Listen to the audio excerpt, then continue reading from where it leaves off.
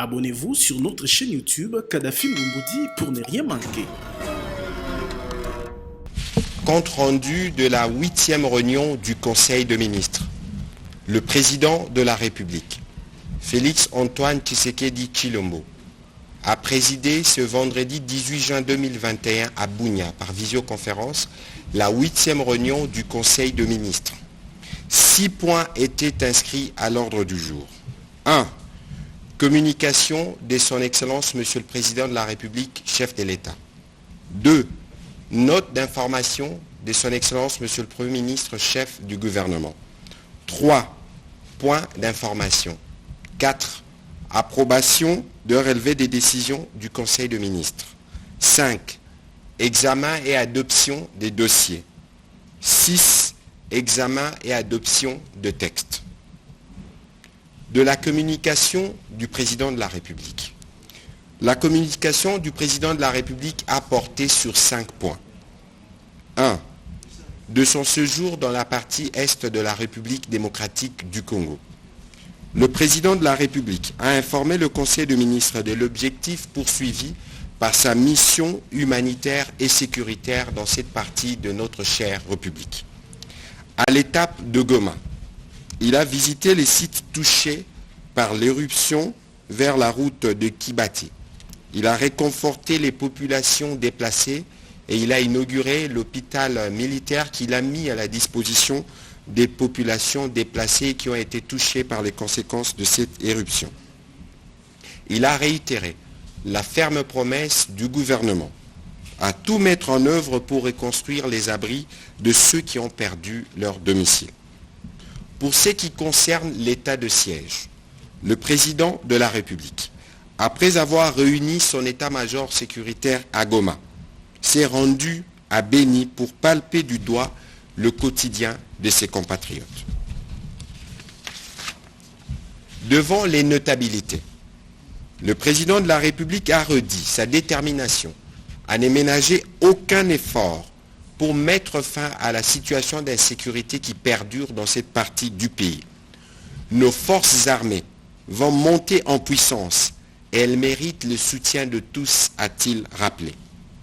Avec son homologue ougandais, Yoweri Kaguta Museveni, il a aussi donné le coup d'envoi des travaux des axes routiers Kasindi-Beni, Beni-Butembo et Bunagana-Ruchuru-Goma, soit 223 km pour permettre de relier toutes ces parties de la province du Nord Kivu avec le pays frère de l'Ouganda et faciliter les échanges commerciaux entre les deux pays.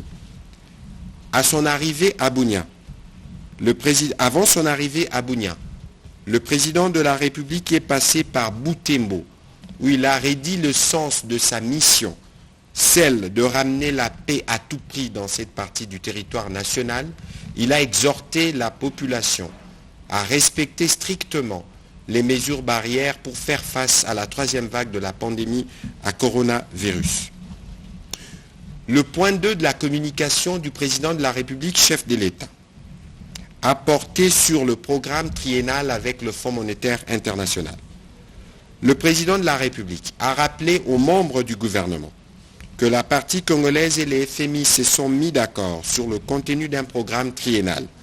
Sa validation par la direction et les conseils d'administration du FMI attendu le mois prochain donnerait accès à d'autres financements provenant d'autres bailleurs bilatéraux. Le gouvernement est donc appelé à se préparer pour faire face à tout ce que cela impliquera. Le point 3. Des objectifs d'amélioration du climat des affaires repris dans le programme du gouvernement.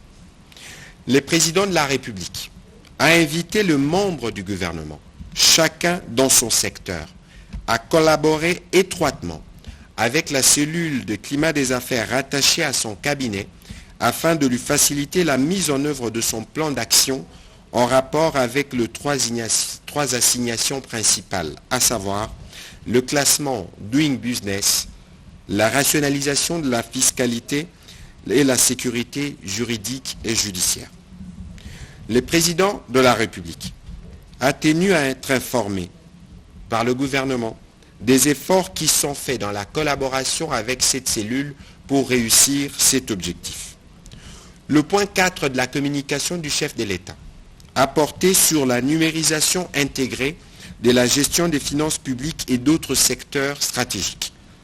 Le président de la République a estimé qu'il est urgent d'opter pour un projet fondateur, structurant et profondément réformateur capable de permettre au pays de disposer d'un socle à partir duquel il faudra bâtir l'ambition de faire entrer la République démocratique du Congo grâce au numérique dans l'ère de la bonne gouvernance des finances publiques et de la redevabilité. Point 5 et dernier point de la communication du président de la République. Des graves constats de mauvaise gestion de certaines entreprises et établissements publics du portefeuille de l'État relevés par l'inspection générale des finances. Le chef de l'État a été saisi des conclusions définitives tirées des contrôles effectués suivant une procédure contradictoire dans certaines entreprises publiques, aux responsables de structures contrôlées par l'IGF.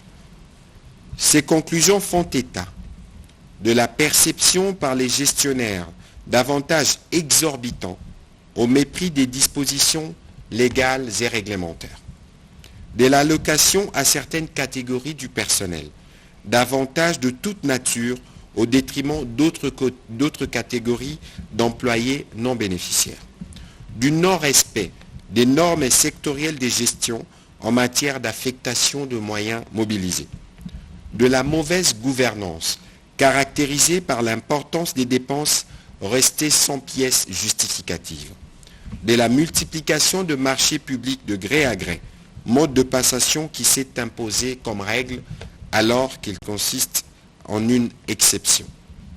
Pour éviter l'aggravation de cette situation déjà désastreuse, le président de la République a demandé aux ministres sectoriels concernés de prendre les mesures conservatoires nécessaires de nature à mettre hors d'état de nuire les auteurs de cette mauvaise gouvernance. Le point 2 du Conseil de ministres de séjour a porté sur la note d'information du Premier ministre chef du gouvernement. Dans son intervention censée essentiellement sur les mesures contre la pandémie à Covid-19, le Premier ministre a rappelé l'annonce du président de la République chef de l'État, faite le 15 juin 2021 à Goma, relative aux mesures barrières pour faire face à la survenue de la troisième vague de la pandémie à Covid-19 en République démocratique du Congo. Il a été chargé, en tant que chef du gouvernement, de prendre toutes les mesures d'encadrement et des suivis pour mettre en exergue ces mesures dans les 48 heures. C'est dans ces cadres qu'il a réuni le 16 juin dernier, à l'hôtel du gouvernement, tous les membres du comité multisectoriel de la riposte à Covid-19, y compris tous les membres représentant les services de sécurité. Après leurs avis, les mesures suivantes sont arrêtées et doivent être de stricte application. 1.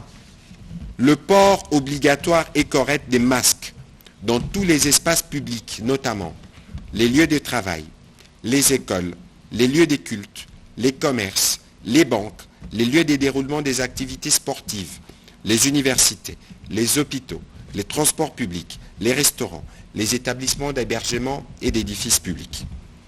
Il s'agit d'un masque sans ventilation, fabriqué en tissu ou en matériaux jetables, qui s'ajuste étroitement sur les visages, couvre le nez, la bouche et les mentons, destiné à empêcher la contamination par une proximité ou contact entre personnes. Les accessoires en tissu de type bandana, écharpe ou foulard ne peuvent plus être assimilés à des alternatives au masque. 2. Le renforcement des dispositifs de contrôle et de prévention à chaque entrée d'un édifice public, impliquant la prise obligatoire de température corporelle, le lavage systématique de mains à l'eau et au savon et ou l'application des gels hydroalcooliques. 3. Les stricts respects de la distanciation sociale en tout lieu. 4. Pour tout accès au territoire national, l'obligation aux voyageurs de présenter à la frontière une attestation médicale du test Covid-19 PCR négatif réalisé moins de 72 heures dans les pays d'origine ou de provenance. 5. Pour tout accès sur le territoire national, le voyageur doit être soumis au test PCR Covid-19 négatif et ou antigénique réalisé par les agents de l'Institut national de recherche biomédicale INRB ou d'une formation médicale dûment agréée par le ministre ayant la santé publique, l'hygiène et la prévention dans ses attributions. 6. Pour toute sortie du territoire national, l'obligation aux voyageurs de nationalité congolaise ou étrangère, résidant ou ayant séjourné en République démocratique du Congo, de présenter une attestation médicale confirmant les résultats PCR Covid-19 négatifs réalisés moins de 72 heures avant le voyage par l'Institut national de recherche biomédicale ou dans toute autre formation médicale dûment agréée par le ministre ayant la santé publique, hygiène et prévention dans ses attributions. 7. Pour tout déplacement interprovincial, l'obligation aux voyageurs de détenir une attestation médicale confirmant le résultat PCR Covid-19 négatif établi par l'Institut national de recherche biomédicale ou par toute autre formation médicale dûment agréée par le ministre ayant la santé publique, hygiène et prévention dans ses attributions. 8 plutôt, le maintien du couvre-feu de 22 heures à 4 heures du matin. Des patrouilles mixtes de la police et de la police militaire seront régulières et tout contrevenant sera sévèrement puni selon le prescrit de la loi. Le couvre-feu n'est pas en vigueur et dans les provinces ou les villes n'ayant pas plus de 20 cas de Covid-19. 9. Les usagers de transport en commun, à l'exception des enfants jusqu'à l'âge de 6 ans accomplis, sont tenus de se couvrir la bouche et le nez en portant un masque. Dans les transports publics, seuls 50% de la capacité d'accueil seront tolérés. Tous les passagers devront être assis. Il s'agit des bus ou autocars. Les mototaxis ne sont autorisés à ne prendre qu'un seul passager. 10. Afin de limiter le plus possible le contact physique entre les personnes, il est interdit tout rassemblement, réunion, célébration de plus de 20 personnes sur le lieu public. 11. La vente sur la voie publique est strictement interdite. Les vendeurs sont obligés de gagner l'intérieur des marchés. À l'intérieur de ceux-ci, l'entrée est subordonnée à la prise de la température corporelle, au lavage systématique de mains à l'eau et au savon et au port obligatoire et correct du masque. 12.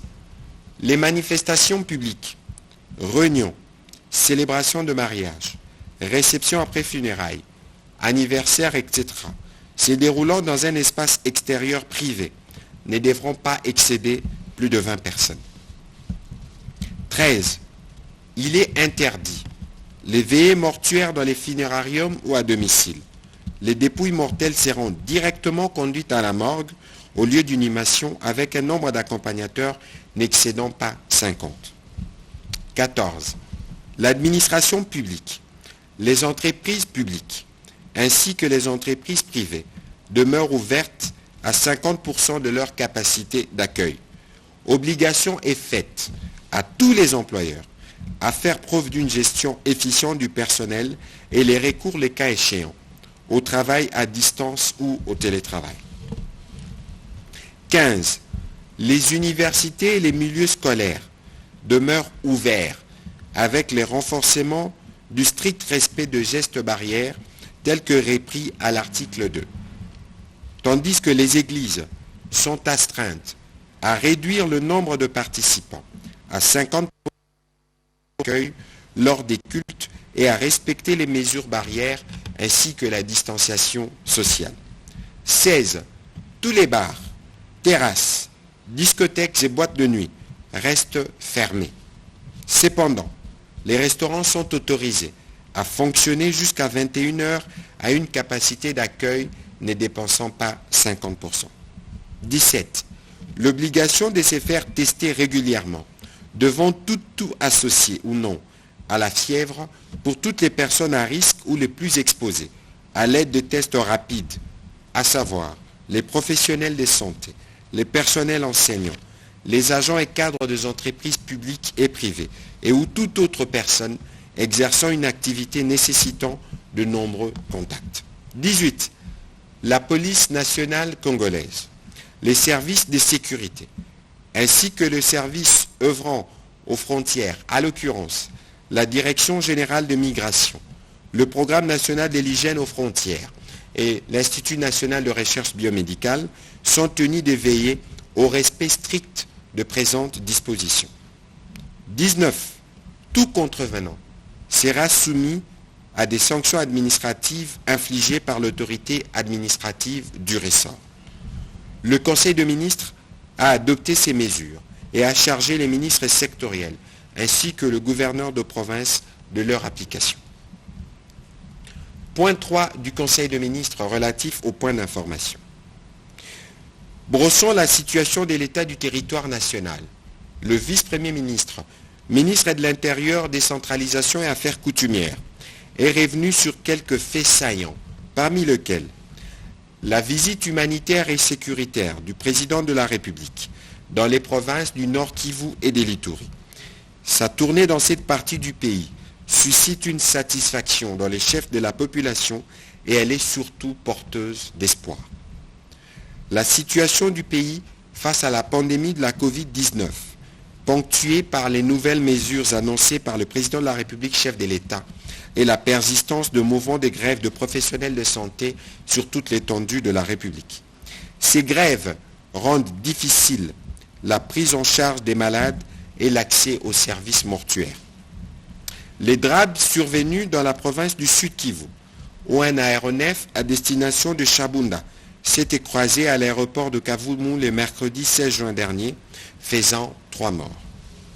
Le saccage de bureaux de l'Agence nationale de renseignement et de l'état-major de la police nationale dans la province de Bazouélé. Cela a occasionné l'évasion de plusieurs détenus du commissariat de la police nationale. 4 policiers ont été grièvement blessés. Des investigations se poursuivent pour dégager les responsabilités. L'actualité sécuritaire reste largement dominée par la poursuite des opérations par les forces de défense et de sécurité contre les groupes armés actifs et autres forces négatives dans les provinces de l'Ituri et du Nord Kivu, présentement sous état de siège.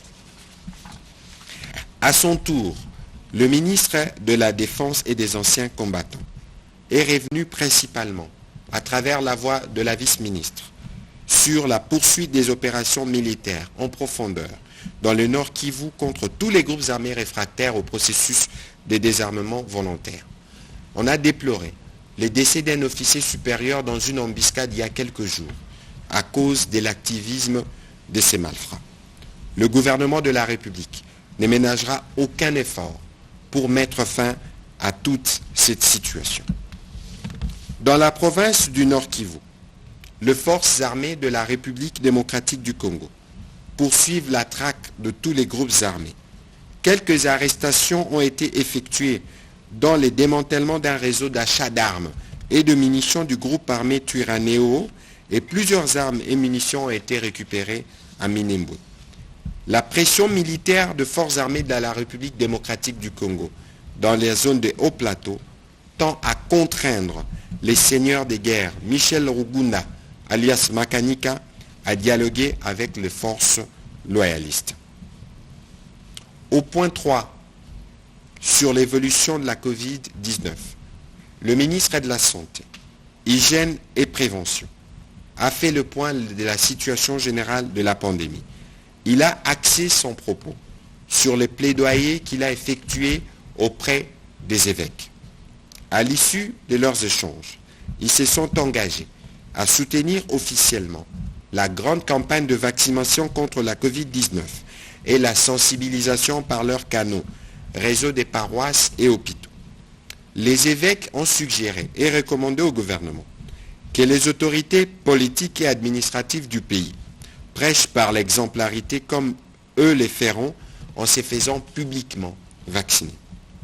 que le ministre de la Santé et le programme élargi des vaccinations puissent aussi faire un plaidoyer auprès de pasteurs et aux autres hommes d'église pour combattre la désinformation à ces niveaux et les amener à soutenir cette mesure de santé publique, surtout dans cette troisième vague qui s'avère particulièrement dure. Que les tests pour la Covid-19 ne soient pas que pour les voyages et qu'ils soient abordables pour avoir une estimation des cas réels en République démocratique du Congo. Sur un autre chapitre, le ministre de la Santé publique, Hygiène et Prévention a informé le Conseil de ministres de l'évolution des négociations entre lui, son collègue du budget et les différents syndicats des professionnels de santé non médecins. Un compromis sera bientôt trouvé pour permettre la levée rapide de la grève et assurer le fonctionnement optimal de nos hôpitaux. Au sujet de l'évolution de la situation récente du marché de change, le gouverneur de la Banque centrale, invité à ses conseils de ministres, a présenté la situation du marché des changes pour la période du 8 au 15 juin 2021. Il a noté la stabilité continue du taux de change grâce notamment à la gestion sur basse caisse et d'autres mesures d'encadrement du franc congolais. Il a informé le Conseil de ministres de l'amélioration des réserves de change qui ont connu un accroissement de près de 158 millions de dollars grâce au rachat par le gouvernement de la fiscalité pétrolière et douanière. Il a aussi mentionné la réduction du taux directeur de la Banque centrale de 10,5% à 8,5%. Point 4. Approbation d'un relevé des décisions du Conseil de ministres. Le Conseil de ministres a adopté les relevés des décisions prises lors de la 5e réunion tenue le vendredi 11 juin dernier. 5. Examen et adoption des dossiers. Conformément à la volonté du président de la République, exprimée lors de la 2e réunion du Conseil de ministres, le Premier ministre chef du gouvernement avait chargé le ministre d'État, ministre de Plan faisant office du président de la commission ECOFIN du gouvernement, de produire une première ébauche des projets disponibles permettant de démarrer l'ambitieux plan du président de la République en rapport avec nos 145 territoires. Il a réuni la commission économique et financière à cet effet et ils ont proposé les options suivantes qui ont été retenues par le Conseil de ministres. 1.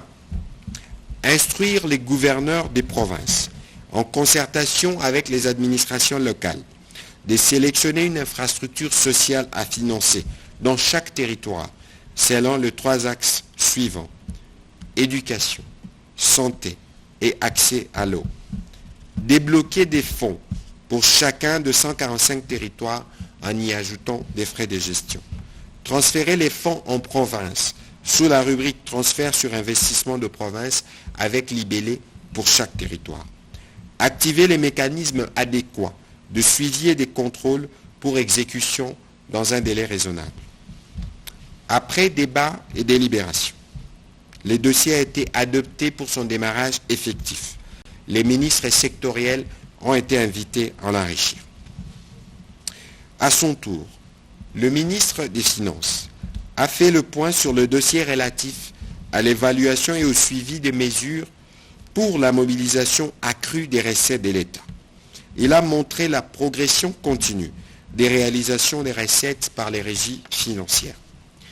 Ceci s'explique notamment par la nouvelle dynamique politique portée par le chef de l'État et qui a eu un impact positif sur les contribuables ainsi que sur le fonctionnaire.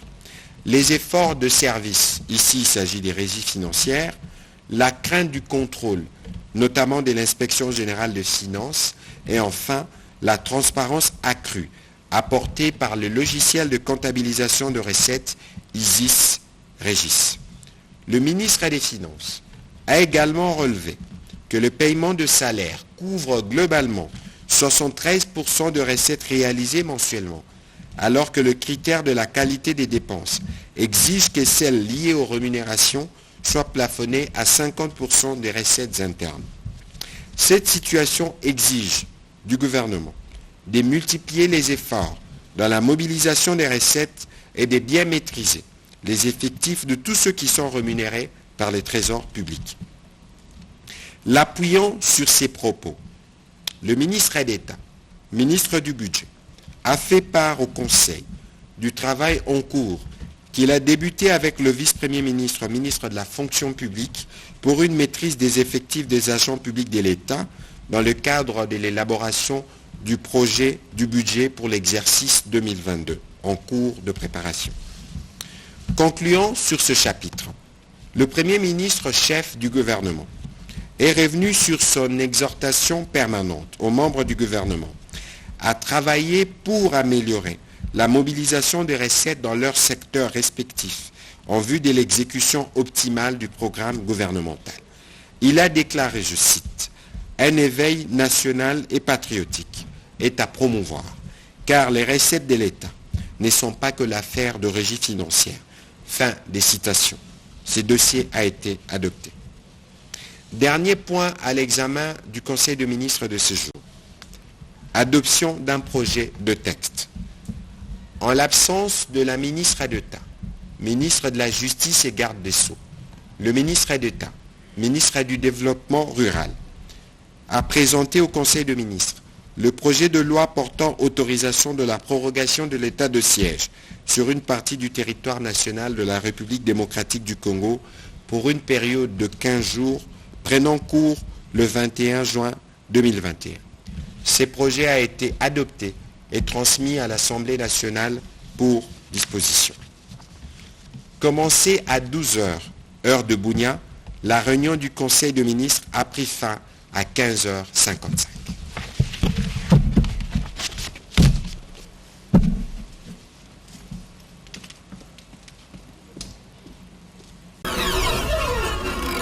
Abonnez-vous sur notre chaîne YouTube Kadhafi Moumoudi pour ne rien manquer.